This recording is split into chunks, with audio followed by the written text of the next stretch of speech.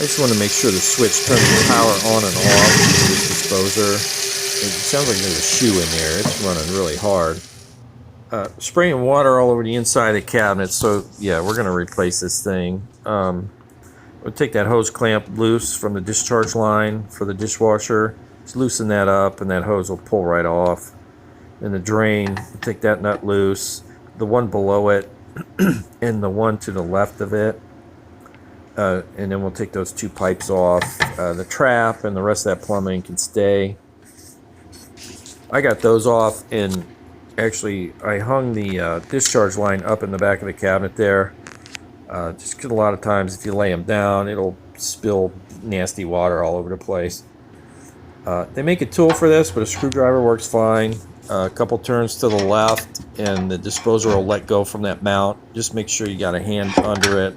And then you can lay it down and get to the wires.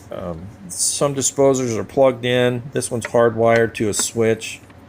So I have to take the wires out. I'll take that plate off, and then you can get in there and get to the wires. You'll have a hot wire, a neutral, and a ground that's hooked to that housing there. You have to take a screwdriver, loosen that, then you can pull your wires out and get all that stuff out of the way. Then you can get to the mount that's up on the sink. You'll take those, loosen those 3 screws, and then you can take a flat screwdriver and pop that snap ring off, and then the rest of that stuff will just come out.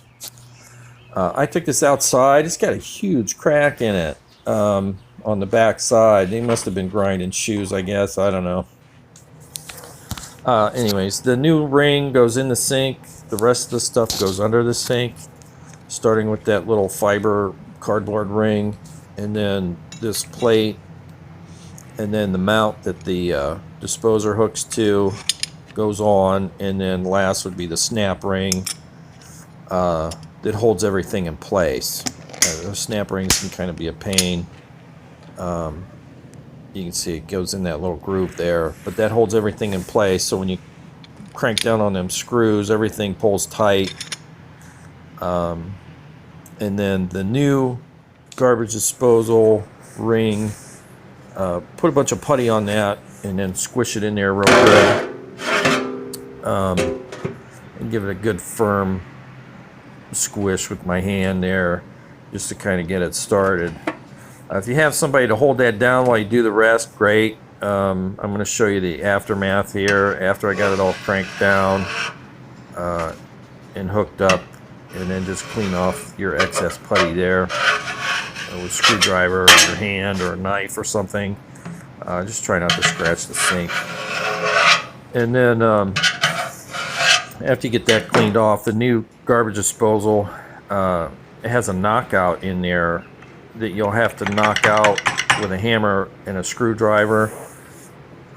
If you have a discharge line, if not, leave it in. And then there's a rubber gasket that goes behind the drain pipe, and then the drain pipe goes on there with a this one has a metal plate and a couple of screws that'll cinch that down real tight and seal that real good. And then on the bottom, same thing as the old one. It's got a little screw holding that plate on, so you dig that out and get your wires. And then most garbage disposers have like a, that's the ground screw, will have a reset button. If you ever notice it's not working, check that reset button. If it's popped out, push it back in. And then this thing here, there's a wrench that goes in there to spin that if you need to free it up for whatever reason. So the new one, get it on that ring and then spin it all the way till it won't go anymore. And then make sure that plate's tightened down real tight, and get your drain hooked back up. This one went exactly back where it was, so I didn't have to do any extra plumbing. And then I'll give them an extra turn, you know, quarter turn or so with some channel locks just to make sure it's on there nice and tight. And that should be it. So yeah, fire it up and have fun with garbage disposing, I guess. So hope that helps.